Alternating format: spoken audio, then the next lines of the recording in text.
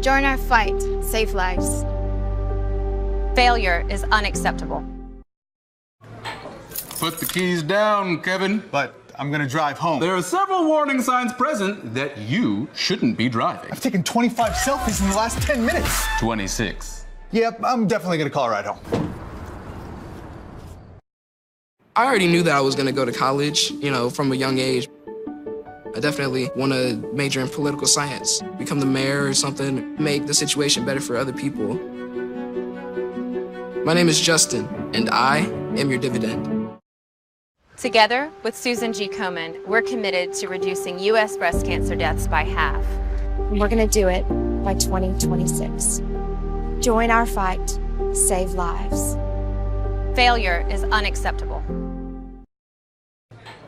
Put the keys down, Kevin. But I'm gonna drive home. There are several warning signs present that you shouldn't be driving. My text to emoji ratio has gotten a little out of hand. A little? Yep, I'm definitely gonna call a ride home. Every family dreams to have their own house. This house changed our lives. Habitat for Humanity is at work in your community and around the world. Through shelter, we empower. Us lives here, where we can be surprised by others and ourselves. For a better us, support your local Y today. Nearly 250,000 men and women in the U.S. will be diagnosed with breast cancer this year. That's unacceptable. Breast cancer is unacceptable. Join our fight. Save lives.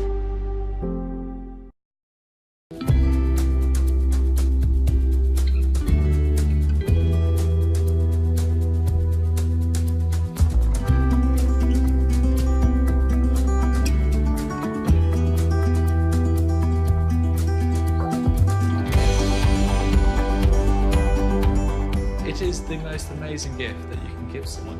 Is seeing individuals have an opportunity for their lives that they would never have again. 1945 to 1965. People born during these years are 5 times more likely to have hepatitis C, a leading cause of liver cancer. And people can live with hepatitis C for decades without any symptoms. The good news?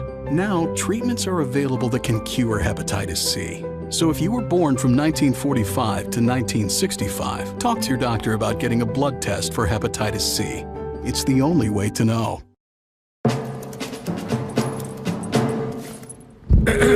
Dear humans, I stand here today not for myself, but for every tail wagger, sloppy kisser, and curtain ninja. I stand here for each one of the nearly 4,100 dogs and cats killed in shelters each day, asking you to join our cause and help us make sure every best friend has a chance to meet one of their own.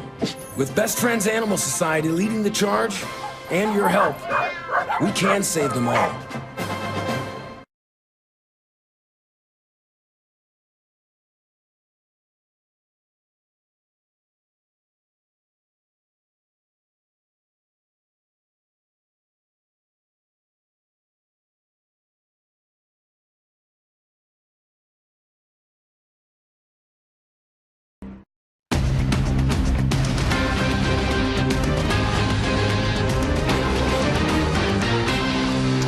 Finally, tonight we're still more than 10 months from Christmas, but to celebrate this President's Day, the White House Historical Association is unveiling a Christmas ornament honoring President Dwight Eisenhower. The ornament this year features the helicopter President Eisenhower used. He was the first president to use one, Marine One. The ornament is made by a veteran-owned small business in Rhode Island. The White House Historical Association honored President Harry Truman last year and will honor President John F. Kennedy with a special ornament next year. But it's cool. You get the ornament every year. It's a nice thing. Thanks for inviting us into your home tonight. That's it for this special report. Fair, balanced, and unafraid. Here's Martha. That is a nice thing. Thank you, Brett. Yeah. So breaking tonight, we have stunning brand new developments in the Jussie Smollett story. New reports that the actor received a threatening letter and was disappointed that there wasn't more outrage over it. then may have concocted the attack story to gain attention. This is coming from a CBS reporter in Chicago where Smollett claims this attack happened. It is just one of many new twists unfolding tonight. Good evening, everybody. I'm Martha MacCallum, and this is the story that has some drawing some comparisons to the Tawana Brawley case back in the 1980s. More on that as we look back in a moment with Geraldo Rivera. But first, let's go straight to Mike Tobin, who is live in Chicago tonight with the very latest here. Hi, Mike. Hi, Martha. The most exciting nuggets in this case are all coming from the anonymous sources. But first, let's talk about what we know is on the record. Police no longer consider Jussie Smollett to be a victim of a hate crime or anything. They're still not ready to call him a suspect of a hoax. What police now say, with a bit of redundancy, is that they have developed new information in the case, and they want to get Smollett in for some follow-up questions. Ann Kavanaugh, who's doing crisis PR for Smollett and his new legal team, says they won't submit to the follow-up today.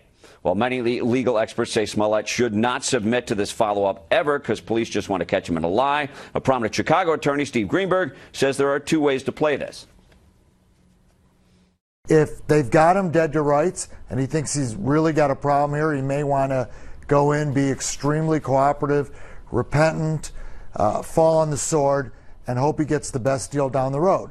If he stands by, I did absolutely nothing wrong, then no lawyer is ever going to let him talk to the police. Now, Smollett's story really started to come unravel when police tracked down and then interviewed the Osundario brothers. One of them worked on the show Empire. One of them was a personal trainer for Smollett.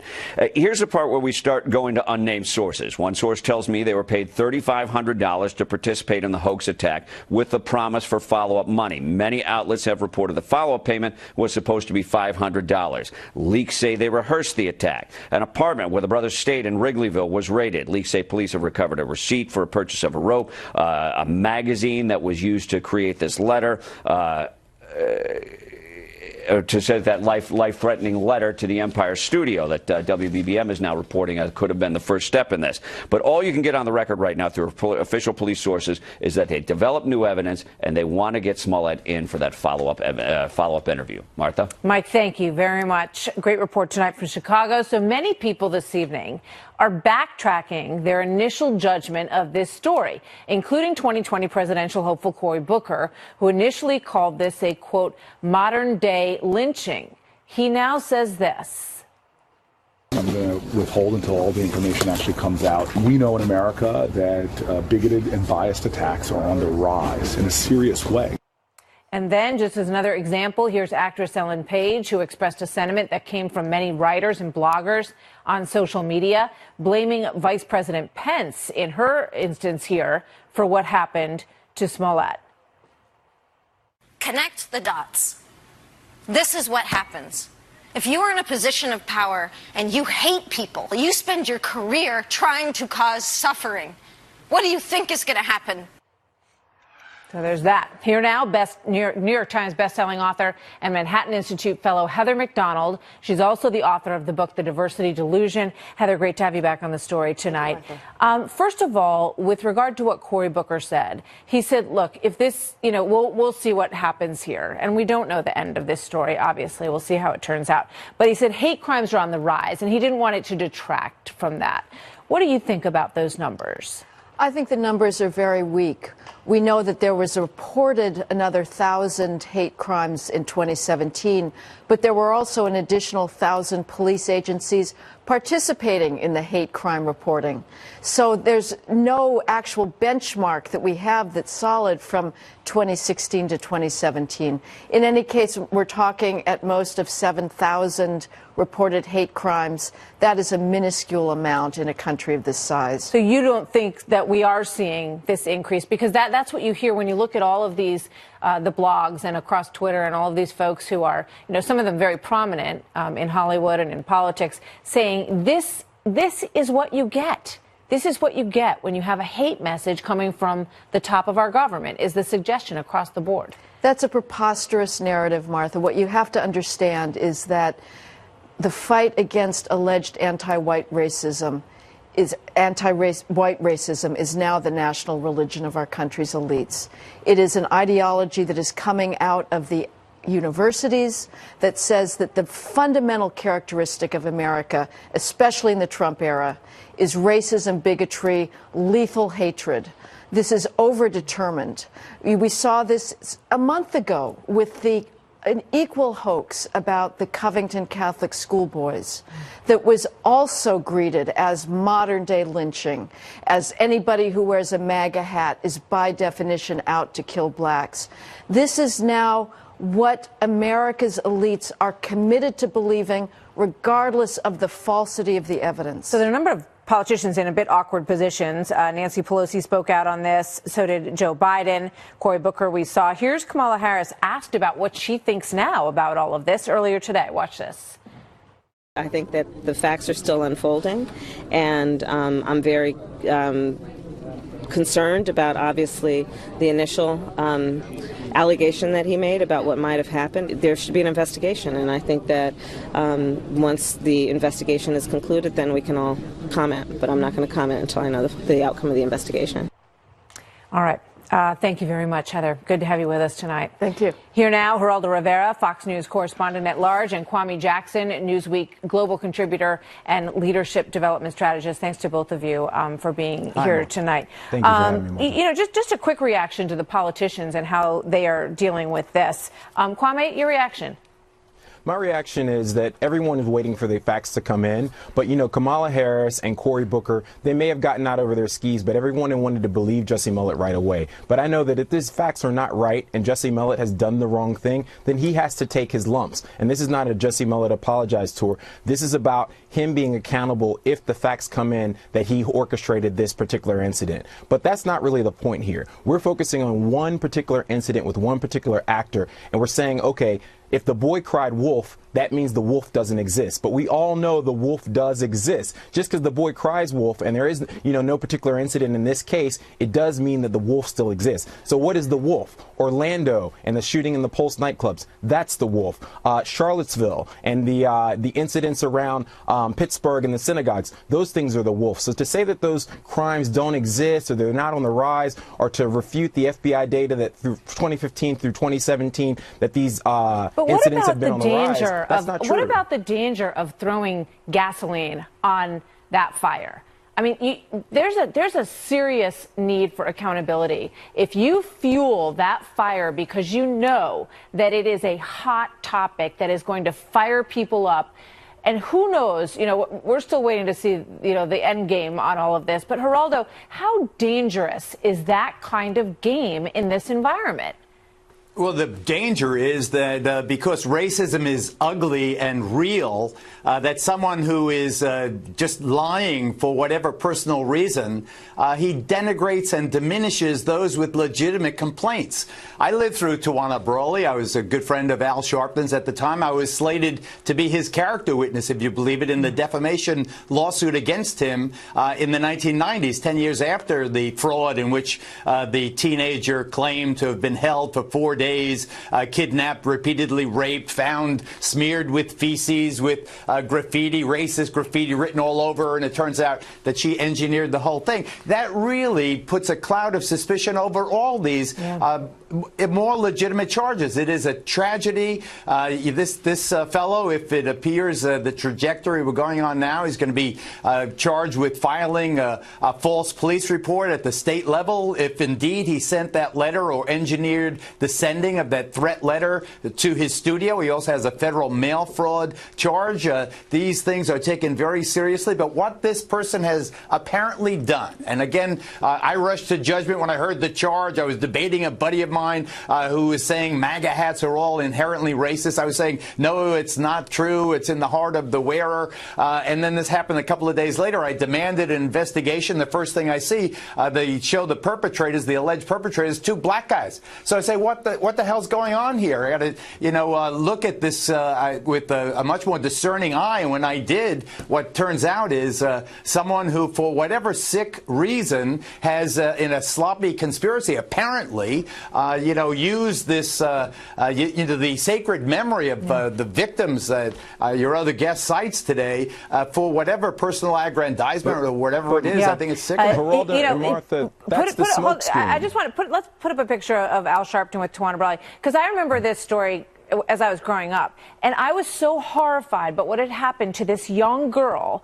And, she said she was gone for 4 days. She had been raped by these young men. And the entire country became completely wrapped up in this story. When I heard that it was fake, that it was made up, it sort of pulled the rug out from underneath, the whole process of feeling, you felt like you had given your gut, your sympathy to this person who was faking it. There's something that is just inherently wrong, Kwame, with doing that to people, with ripping through their emotions. I'm not apologizing for Jesse. I'm not apologizing for Tawana Brawley. What I'm saying is you cannot say that the data is not real, that hate crimes have not been rising for the last 3 years, according to the FBI. Well, what do you make of the number that Heather McDonald just brought up, which was that there was 1,000 more logged in 2017, but that there's also 1,000 more police precincts who are tallying these numbers. We assume that numbers are real, but we do have to do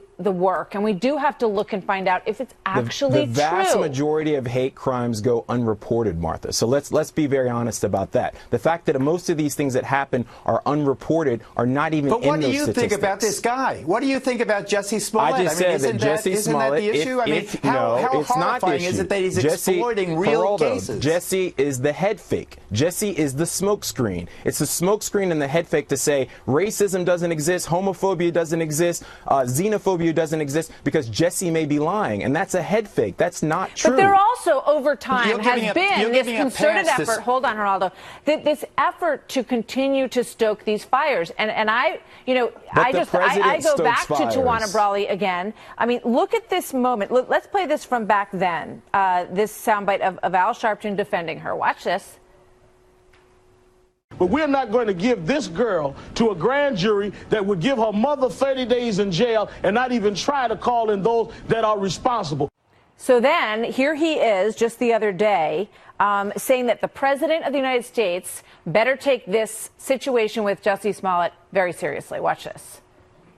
If in fact they said that, then it ought to be denounced by even the president. He should tweet the disassociation that slogan should have with this. His silence would be very, very definite. So he's warning the president, do not be silent on this. And here he is on Sunday. And then I'll take your thought. Well, let's watch him on Sunday. Watch.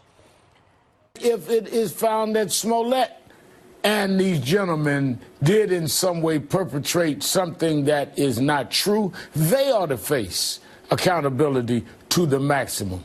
All right, Kwame, and then Geraldo on that. But Martha, at the same time, you are letting the president off the hook. The fact that he has been the arsonist-in-chief of racism, of xenophobia, of setting a tone from the largest platform in the world versus Jesse Smollett's platform, whether it's true or false, the size of the platform is so minuscule compared to the president, who sets a national tone for how we adjust as a nation and how we react to these incidents. Be it Charlottesville, be it Pittsburgh, be it Orlando Pulse nightclub, all those things are things that the president has to set the tone for. I think you're putting an enormous amount of responsibility on one human being. And it's an enormous job. It's called the president of the United States for a reason. The president of the United States cannot be the arbiter of every human emotion across the entire country. I'm not saying he's the arbiter. I'm saying they set the tone. To place that responsibility. The CEO of a company sets the tone for a company. The coach of a basketball team. I gotta let Geraldo respond. Geraldo, I want to give you last chance to respond.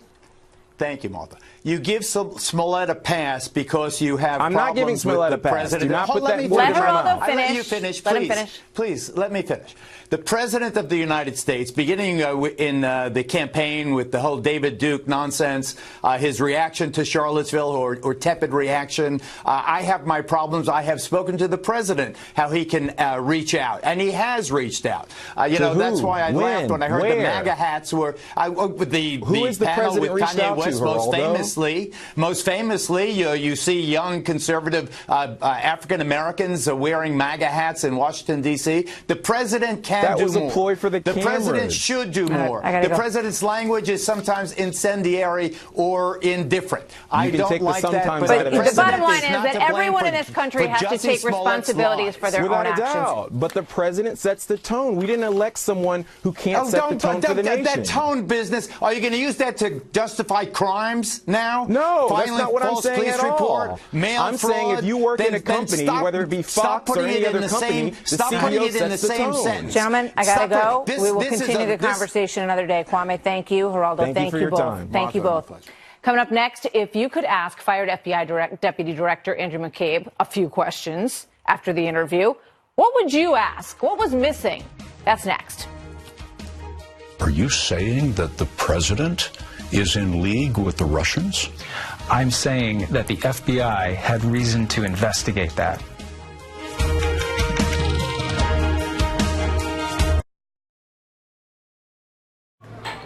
Put the keys down, Kevin. But I'm gonna drive home. There are several warning signs present that you shouldn't be driving. I've taken 25 selfies in the last 10 minutes. 26. Yep, I'm definitely gonna call a ride home. I already knew that I was gonna go to college, from a young age. I definitely want to major in political science, become the mayor or something, make the situation better for other people. My name is Justin, and I am your dividend. Us lives here, where we can be surprised by others and ourselves. For a better us, support your local Y today. Breast cancer is the leading cause of all cancer deaths for Hispanic women. That's unacceptable. Breast cancer is unacceptable. Join our fight. Save lives. Failure is unacceptable. Put the keys down, Kevin. But I'm gonna drive home. There are several warning signs present that you shouldn't be driving. My text to emoji ratio has gotten a little out of hand. A little? Yep, I'm definitely gonna call a ride home. Every family dreams to have their own house. This house changed our lives. Habitat for Humanity is at work in your community and around the world. Through shelter, we empower. Together with Susan G. Komen, we're committed to reducing U.S. breast cancer deaths by half. And we're going to do it by 2026. Join our fight. Save lives. Failure is unacceptable. Nearly 250,000 men and women in the U.S. will be diagnosed with breast cancer this year.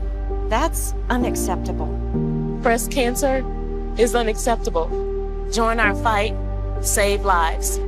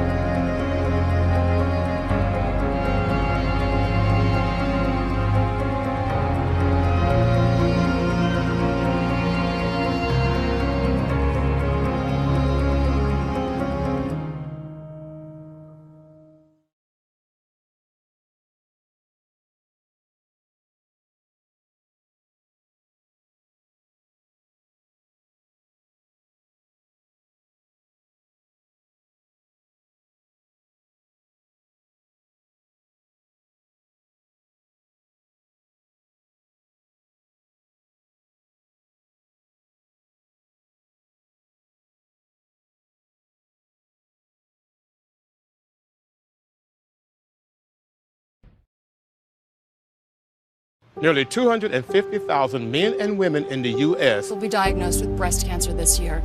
That's unacceptable. Breast cancer is unacceptable. Join our fight. Save lives. Breast cancer is the leading cause of all cancer deaths for Hispanic women. That's unacceptable. Breast cancer is unacceptable. Join our fight. Save lives. Failure is unacceptable.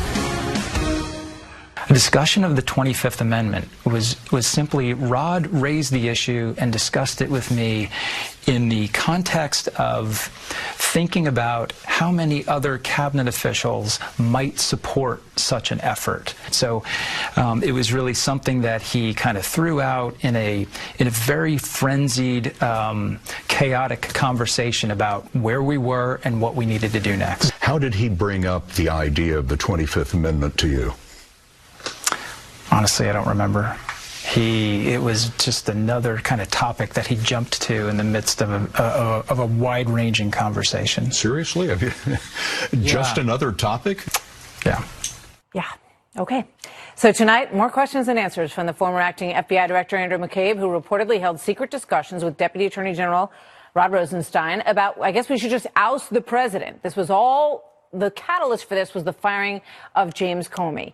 All of it going into what he calls an inappropriate relationship with Russia. Here now, Greg Jarrett, Fox News legal and political analyst and author of The Russia Hoax. Harry Houck is a retired NYPD first-grade detective, and Juan Williams, co-host of The Five, Fox News political analyst. So when I was watching this whole thing last night, several questions came up in my mind that I wanted to hear him answer. What was the burning question on your mind that was not asked? Yeah, there were about 24, but if I had to pick one, in your introduction you said inappropriate relationship with Russia. Well, what evidence did you have that the president had fallen under the influence of the Kremlin? Because, other than the one statement, which was, well, the president had accepted what Putin had said about North Korean missiles. All right, well, that's up to the president. He makes foreign policy, not you at the FBI and the Department of Justice. So what made you think that he deserved a counterintelligence investigation of the president of the United States? Yeah, and when you look back at James Comey during the testimony, he said this. He said, we opened investigations on 4 Americans to see if there was any connection between those 4 Americans and the Russian interference effort. And those 4 Americans did not include the candidate. But boom, once Comey gets fired, they opened, Harry, a counterterrorism investigation into the president because they suspected him of obstruction of justice. Correct. Well, regarding the question that I would ask, I was very interested in the 25th Amendment discussion between him and Rosenstein. Yeah. When Rosenstein asked McCabe about the cabinet, I said to myself, did McCabe have a conversation with somebody in the cabinet? I mean, how would this conversation, or this question come to be at that time? Why would Rosenstein ask him about the cabinet and how many votes we would have?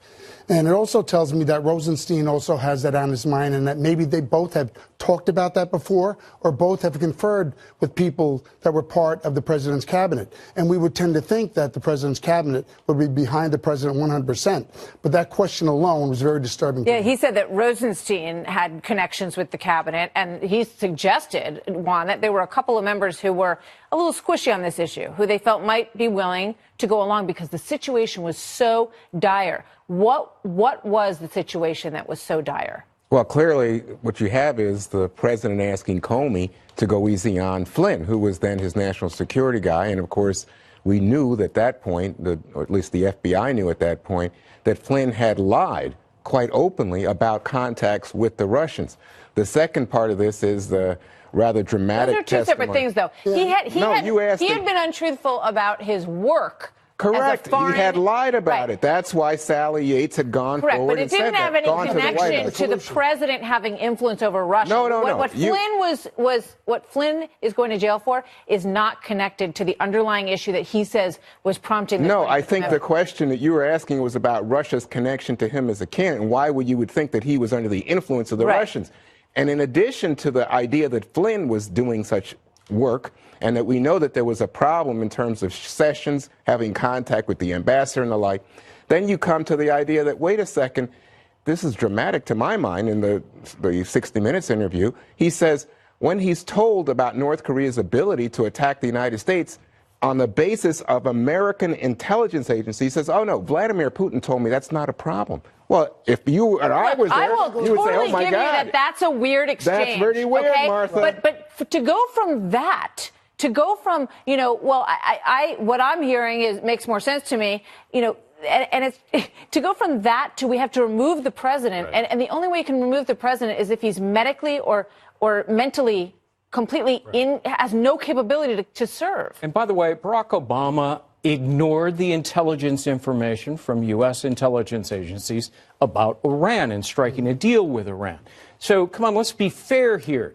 We give the president the authority to make those foreign policy decisions. It should be alarming and almost disgusting to Americans that the FBI and Department of Justice have now become political organs. And if they disagree with the president of the United States or they just don't like him, they will go after him with a vengeance, abusing their own law enforcement power. I think it's important to note here, the Constitution, 25th Amendment's in the Constitution. There's no coup. Of course it is. This is, in other words, this is the steps, the mechanism put in by the Founding Fathers, really, to make sure. If you're mentally or physically unfit. And part of that would be if we have come to substantially believe that the president is under the influence of our number one enemy. But what does Rosenstein have to do with that process? It's up to the cabinet and the vice president, not the FBI and the Department of Justice. When you look at McCabe's 5 reasons of why he opened an investigation on the case, it's complete lunacy. I just sat there and watched that last night, and I said to myself, give me a reason, please. Just give me one reason to believe that this investigation is being conducted for a real reason. And he didn't give it to me at all. All right. To be continued. Thank you, gentlemen. Great to have all of you with us tonight. Coming up next, the illegal immigrants with ties to a Mexican cartel who were peddling drugs in North Carolina and just got busted. Next.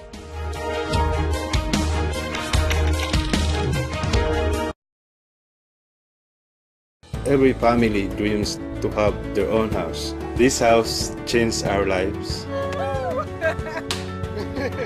Habitat for Humanity is at work in your community and around the world. Through shelter, we empower. Nearly 250,000 men and women in the U.S. will be diagnosed with breast cancer this year. That's unacceptable. Breast cancer is unacceptable. Join our fight, save lives. Together with Susan G. Komen, we're committed to reducing U.S. breast cancer deaths by half. We're going to do it by 2026. Join our fight, save lives. Failure is unacceptable. Breast cancer is the leading cause of all cancer deaths for Hispanic women. That's unacceptable.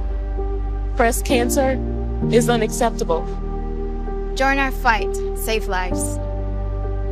Failure is unacceptable. Us lives here, where we can be surprised by others and ourselves.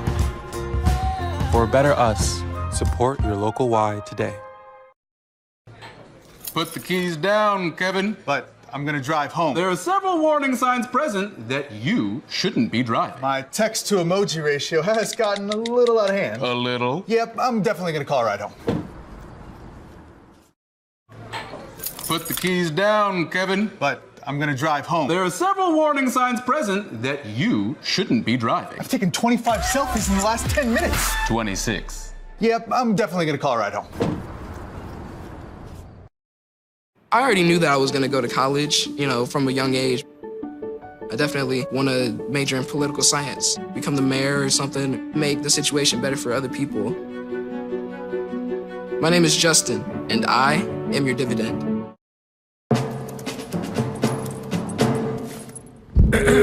Dear humans, I stand here today not for myself, but for every tail wagger, sloppy kisser, and curtain ninja.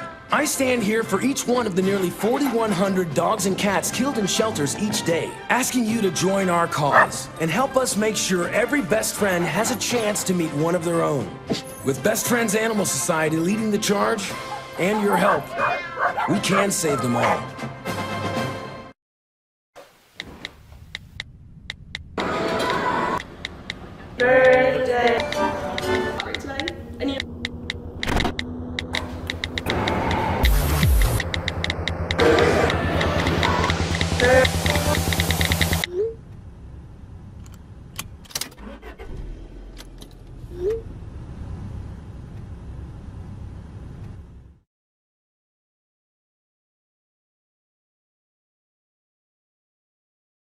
Heiny, tushy, badonkadonk. Call it what you want, but talk to your doctor, because the American Cancer Society says colon cancer is a leading cause of cancer deaths in the U.S. I was diagnosed with colon cancer, but I might have avoided it completely if I just had my keister checked. So get off those juicy doubles and go get your rump shaker screened so you can say you literally saved your own ass.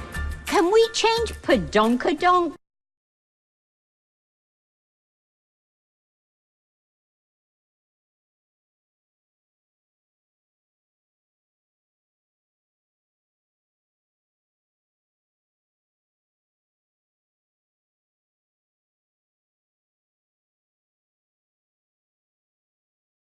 Fox News Channel on Sirius XM. Your favorite shows on Channel 114. Plus, every story, every 15 minutes. Fox News headlines 24/7, Channel 115.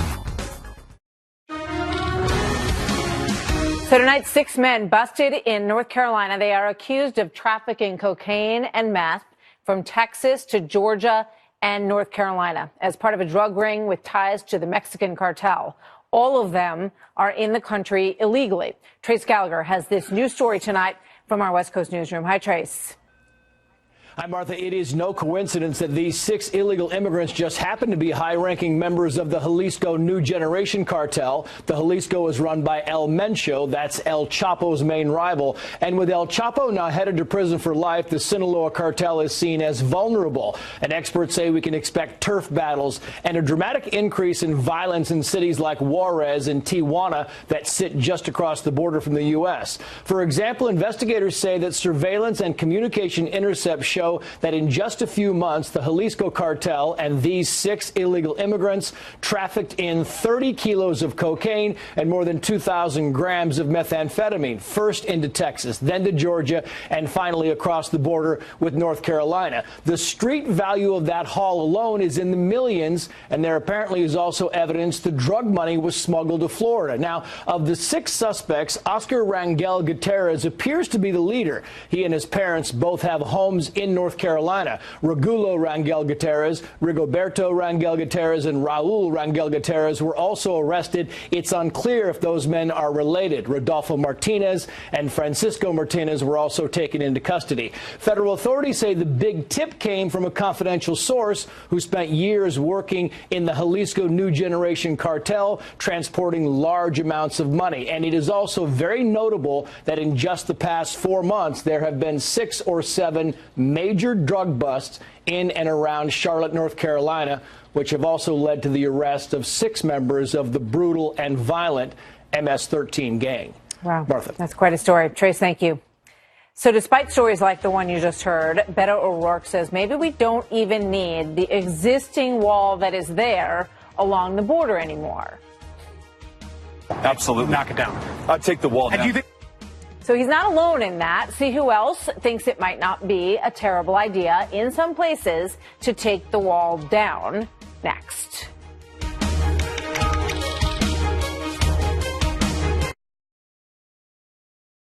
Every family dreams to have their own house. This house changed our lives. Habitat for Humanity is at work in your community and around the world. Through shelter, we empower. Nearly 250,000 men and women in the U.S. will be diagnosed with breast cancer this year. That's unacceptable. Breast cancer is unacceptable. Join our fight, save lives. Breast cancer is the leading cause of all cancer deaths for Hispanic women. That's unacceptable. Breast cancer is unacceptable. Join our fight, save lives. Failure is unacceptable. Put the keys down, Kevin. But I'm gonna drive home. There are several warning signs present that you shouldn't be driving. My text to emoji ratio has gotten a little out of hand. A little? Yep, I'm definitely gonna call a ride home. I already knew that I was gonna go to college, from a young age. I definitely want to major in political science, become the mayor or something, make the situation better for other people. My name is Justin, and I am your dividend. Put the keys down, Kevin. But I'm gonna drive home. There are several warning signs present that you shouldn't be driving. I've taken 25 selfies in the last 10 minutes. 26. Yep, I'm definitely gonna call a ride home.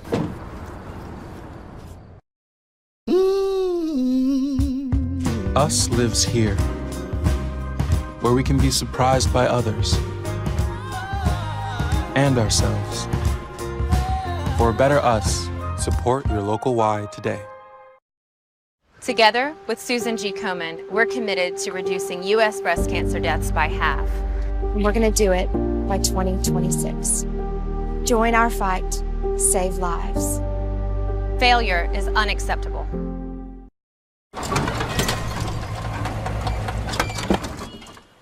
Leah, did you put a new dent in that? This one? No. Were you texting and driving again? Yes. Hi, Leah. Hi, Dad. Sorry about your bumper.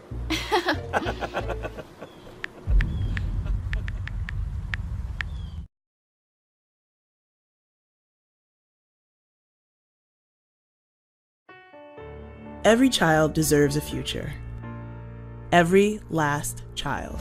That's why we do whatever it takes to ensure children grow up healthy, learning, and safe.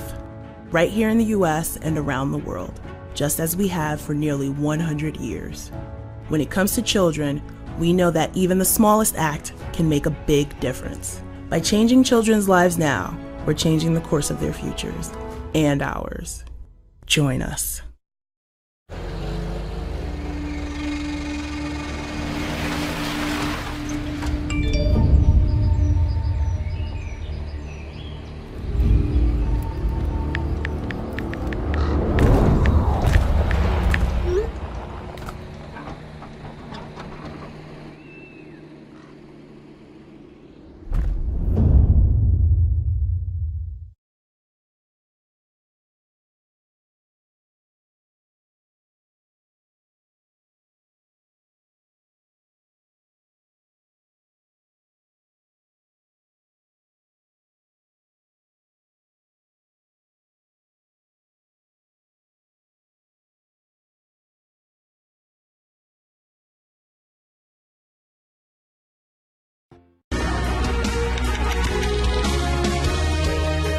You know, if you could, would you take the wall down now? Here. Yes. Like you have a wall. Absolutely. Knock it down.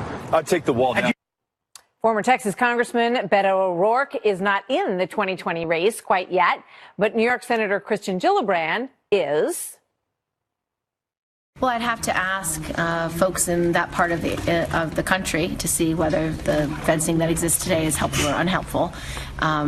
But, you know, Democrats are not afraid of national security or border security. I could look at it and see which part he means and why, and if it makes sense, I could support it. There you go. Joining me now, Charlie Hurt, Washington Times opinion editor and Fox News contributor, and John Summers, former communications director for Senate Majority Leader Harry Reid. Good to have both of you with us. John, let me start with you. What did you think of her message there? Well, I mean, I think her message was actually fairly simple. I mean, she said that she would, you know, look at the situation on the ground, talk to the people who were there, and make an informed decision from there. I mean, imagine that in this day and age. That's not something we're used to at this point. No, but I'm saying in terms of the idea of taking down existing fence, that's the 2006 Safe Border Act, which was backed by President Obama, by Senator Schumer, by Hillary Clinton. I mean, you know, it was such a universal idea that we needed to obviously secure the border. So now the fence is coming apart in certain places. So you think it's a good political idea to suggest that maybe you want to take it down?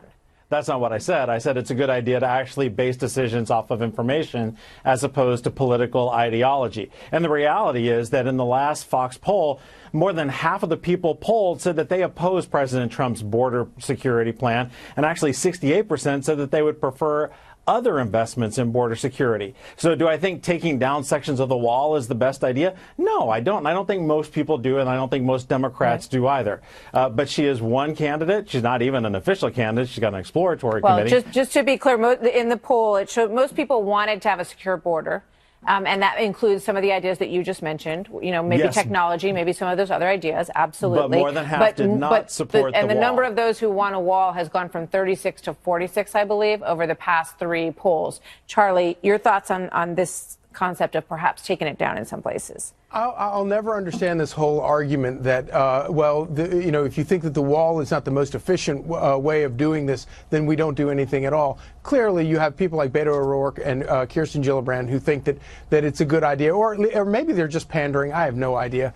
But they think it's a good idea to take fencing down. I've literally, we can have debates about how effective a wall is, but I've never talked to a single American voter who is in favor of actually less wall or less fencing along the southern border. Most people do view this as a crisis of some sort, a humanitarian crisis for the people who are trying to cross the border, among other things, and they want to do something about it. And who it is that they're representing or trying to represent here, I refer to them as the El Chapo caucus, because they're El Chapo is the only person I could imagine who would benefit from this sort of thing. But what I think is really interesting here, Martha, well, it's funny you talk about El Chapo because he was the king of tunnels. People like Beto O'Rourke and Kirsten Gillibrand are when they talk about this kind of stuff, because over the past 2 years, both of them have supported in Congress spending $1.6 billion on exactly this kind of border fencing, as did Nancy Pelosi, who calls this immoral and says that she wouldn't give $1 to it, yet she's voted for, and it's not a partisan issue in those omnibus votes. John, what is the purpose of having a wall or a technology? What's the purpose of it? I think you need to have both, right? In places where it makes sense. Right, but what is it? What's the design for? What is it supposed to do? It's supposed to help slow people down, but walls on their own aren't effective. You need more than that. You actually, if I gave you the choice between having a wall to protect yourself or police officers to protect your home, you'd say, well, actually, could I have both? And that's what we're talking about. A wall on its own doesn't do it. Border security, border personnel on their own don't do it. You need that combination. That's what the majority of people are actually looking for. So I think you're probably right about that. That's a very different message than we just heard from those two candidates. But I think you're probably right. I think most people, would probably not be in favor of taking away the protection that they have in those places. But thank you, guys. Good to see you both. So coming up, President Trump tells Venezuelan Americans this today. America will never be a socialist country. Next, a young man who is speaking about his life, the life that he knows, and why he is so happy to be in Indiana.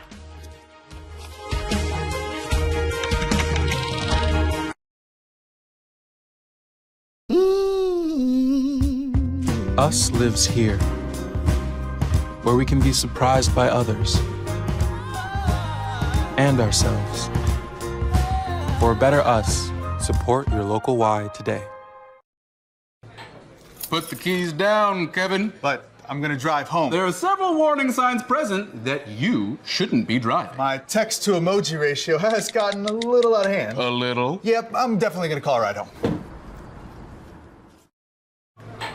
Put the keys down, Kevin. But I'm gonna drive home. There are several warning signs present that you shouldn't be driving. I've taken 25 selfies in the last 10 minutes. 26. Yep, I'm definitely gonna call a ride home.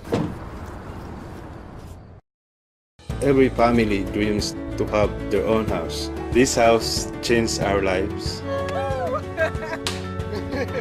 Habitat for Humanity is at work in your community and around the world. Through Shelter, we empower.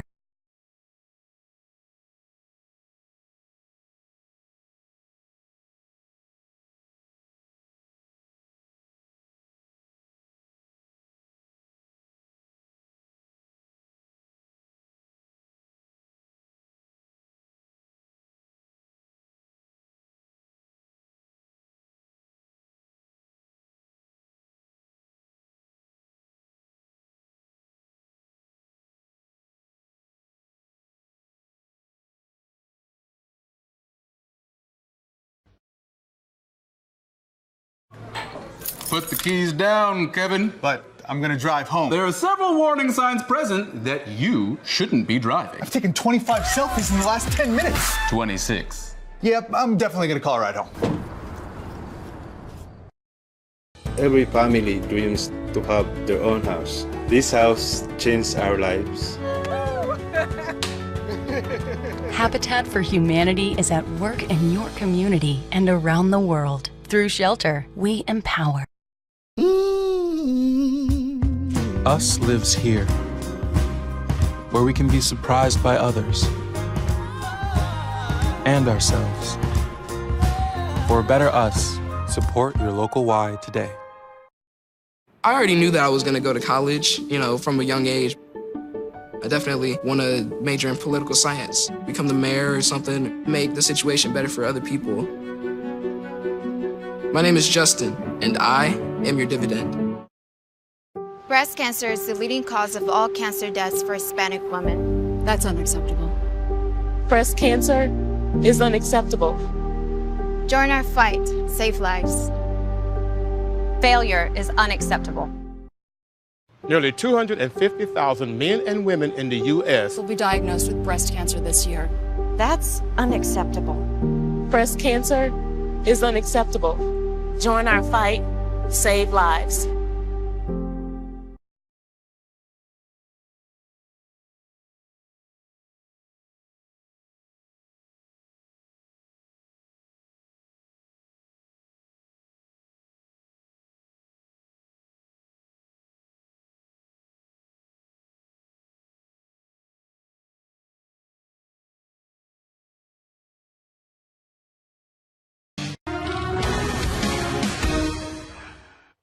I ask every member of the Maduro regime, end this nightmare of poverty, hunger, and death for your people.